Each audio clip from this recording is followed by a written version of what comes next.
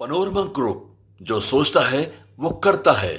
नीतीश कुमार, लालू प्रसाद या कांग्रेस की बात कर लें, या फिर कांग्रेस जिस तरह से INDIA गठबंधन को डोमिनेट कर रही है उसकी बात कर लें, इन सारी बातों में एक बात तो कॉमन नज़र आती है कि इन 5 राज्यों में हुए चुनाव परिणाम जो बाहर आए हैं उसके बाद से कांग्रेस कहीं ना कहीं कमज़ोर नज़र आ रही है। मध्य प्रदेश, छत्तीसगढ़ और राजस्थान में विधानसभा चुनाव में हार के बाद विपक्ष ने इंडिया गठबंधन पर इसका बड़ा असर देखने को मिल रहा है और यह असर कहीं ना कहीं कांग्रेस को बैकफुट पर ला करके खड़ा कर दिए हैं। चुनाव में हालांकि तेलंगाना में कांग्रेस की जीत हुई है, वहां उसकी सरकार भी बन गई है और इन सारी बातों को लेकर के अब चर्चाएं तेज हो गई हैं। लेकिन सबसे ज़्यादा इस चुनाव का असर बिहार पर पड़ेगा, ये बातें भी आप मान सकते हैं, कह सकते हैं।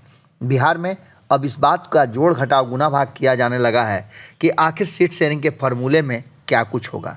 आपको पता है कि सीट शेयरिंग को लेकर के नीतीश कुमार शुरू से ही दबाव बनाए हुए हैं, क्योंकि नीतीश कुमार को पता है कि अंतिम समय में अगर कांग्रेस पलट जाती है या फिर लालू प्रसाद और कांग्रेस कोई खेल कर देते हैं, उससे पहले ये सब कुछ क्लियर हो जाना चाहिए। वहीं आपको बता दें कि अब लालू प्रसाद को भी इस बात का एहसास हो गया है कि अगर उन्होंने नीतीश कुमार के साथ ज़्यादा छेड़छाड़ की तो नीतीश कुमार अपना इरादा बदल सकते हैं। 2015 आपको याद होगा, विधानसभा चुनाव में जिस तरह से लालू प्रसाद कांग्रेस को कम सीटें देना चाहते थे, इसको लेकर के नीतीश कुमार लालू प्रसाद को के साथ एक बड़ी डील कर दिए और अपनी सीटें भी कम करके उन्होंने एक रास्ता बनाया था कि अगर ऐसी कोई परिस्थिति होती है जिसमें लालू प्रसाद कोई खेल करते हैं तो कांग्रेस उनके साथ खड़ी रहेगी। कांग्रेस को 41 सीटें दिलाई गई थी। बिहार में कांग्रेस के प्रवक्ता जो हैं वो लगातार इस बात को लेकर के दावा कर रहे हैं कि सब कुछ ठीक ठाक रहेगा और सीट शेयरिंग का फार्मूला हम लोग तय कर लेंगे। लेकिन इन सब के बावजूद जिस तरह की बातें सामने आ रही हैं उसमें साफ लग रहा है कि नीतीश कुमार और लालू प्रसाद मिल करके कांग्रेस को बैकफुट पे ले जाएंगे, इससे कोई इनकार नहीं कर सकता है। पूरी स्टोरी जो है वो चेंज होती हुई नज़र आ रही है और एक बड़ी स्टोरी ये है कि सीट शेयरिंग के फार्मूला में सिर्फ बिहार ही नहीं, अन्य राज्यों में भी क्षेत्रीय दल अब डोमिनेट करेंगे। नीतीश लालू ने सीट शेयरिंग का फार्मूला भीतर ही भीतर फाइनल कर लिया है। किसे कितनी सीटें मिलेंगी इसका आधार आप ऐसे समझ सकते हैं कि 2015 में आपने देखा होगा किस तरह से सीट शेयरिंग का फार्मूला तय कर लिया गया था। इस बार भी चूँकि लोकसभा चुनाव है और लोकसभा चुनाव में 40 सीटों का फैसला करना है, तो इसके आधार पर जो INDIA गठबंधन के सहयोगी दल हैं, चाहे वो लालू प्रसाद हो, नीतीश कुमार हो, यह कह सकते हैं कि कांग्रेस कमज़ोर हुई है, ऐसी स्थिति में उसे कम सीटें लेनी होगी। 2020 के चुनाव की भी बात कर लें तो 2020 में जिस तरह से कांग्रेस का प्रदर्शन हुआ, उस प्रदर्शन ने साफ कर दिया कि 70 सीटों पर लड़ करके मात्र 19 सीट जीतने वाली कांग्रेस ने ही कहीं ना कहीं महागठबंधन सरकार नहीं बना उसका दोषी बनती है।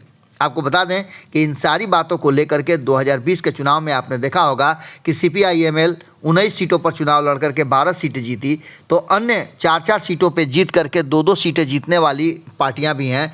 तो वहीं आपने देखा होगा कि NDA में भी इसी तरह के कुछ परिणाम आए थे। अब जो वर्तमान परिस्थिति बनी है उसमें साफ लग रहा है कि कहीं ना कहीं कांग्रेस के लिए ये मुश्किलों भरा होगा। बिहार में नीतीश कुमार और लालू प्रसाद पूरी तरह से अब सीट शेयरिंग फार्मूला अपने हिसाब से करेंगे और कांग्रेस को बैकफुट पर रहना पड़ सकता है।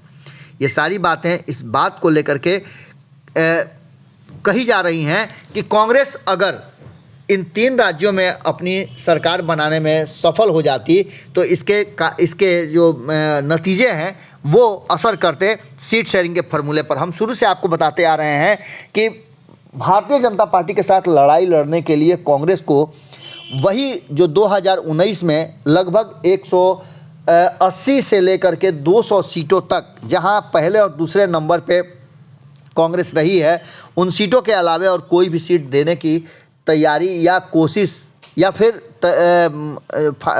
फैसला जो है वो अन्य घटक दल नहीं कर सकते हैं। क्षेत्रीय दल लगातार अब कांग्रेस को बैकफुट पर ले जाने के लिए तैयारी कर रहे हैं, चाहे वो बिहार की बात हो, पश्चिम बंगाल की बात हो, उत्तर प्रदेश की बात हो, दिल्ली की बात हो, पंजाब की बात हो या अन्य राज्यों की बात हो। पूरी तरह से अब क्षेत्रीय दल हावी होना शुरू हो चुके हैं। क्षेत्रीय दलों को इस बात का भी डर है कि कांग्रेस को ज़्यादा ताकत देने या ज़्यादा सीटें देने का कहीं घाटा न हो जाए। ऐसे में आप एक बात और जानते हैं कि बिहार में नीतीश कुमार को प्रधानमंत्री की उम्मीदवारी दिलाने के लिए नीतीश कुमार के साथ साथ उनकी पार्टी के साथ साथ एक बार फिर से लालू प्रसाद भी प्रयास कर सकते हैं, क्योंकि नीतीश कुमार जब बिहार में सीट खाली करेंगे तो उनके पुत्र को यहाँ मुख्यमंत्री की कुर्सी मिलेगी। इन सारी बातों में एक बात तो साफ नज़र आ रही है कि सीट शेयरिंग के फॉर्मूले में इन 3 राज्यों में हार के बाद कांग्रेस बैकफुट पर है और बिहार में जो सीट शेयरिंग का फॉर्मूला है उसमें 30 सीटों को अपने पास रखने के बाद बाकी के सीटों पर बंटवारा होगा, क्योंकि आपको याद है और जो आंकड़े बता रहे हैं उसमें 16 सीटें अभी भी जीती हुई जो है वो जदयू के पास है। तो निश्चित रूप से जदयू के समकक्षी सीटें राष्ट्रीय जनता दल भी चाहेगी, भले ही वो 2019 में एक भी सीट नहीं जीत पाई है। अब ऐसी स्थिति में आप समझ सकते हैं कि वाम दलों के साथ साथ कांग्रेस को कितनी सीटें मिलेंगी। कांग्रेस का दावा जो है वो 10 सीट का है, लेकिन ऐसा नहीं लगता है कि कांग्रेस को 10 सीटें देने की स्थिति में महागठबंधन सरकार है। आपको बता दें कि ऐसी स्थिति में कांग्रेस कोई बड़ा फैसला भी कर सकती है। आपको बता दें कि लालू प्रसाद और नीतीश कुमार अगर एक साथ रहे तो कांग्रेस का बैकफुट पर बने रहना लाजमी होगा। जुड़े रहिए भारत लाइव के साथ।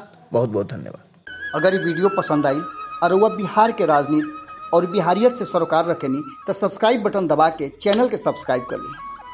ओजे एगो घंटी बा, ओकरा बटन दबा देला से कुल सटीक और मारक खबर रुआ मुफ्त में मिल जाई। अगर रुआ पत्रकारिता के हमनी के नया प्रयोग में सहयोग कर चाहतानी तो ज्वाइन बटन दबा दी। पेटीएम नंबर नोट कर ली 9386816700। धन्यवाद।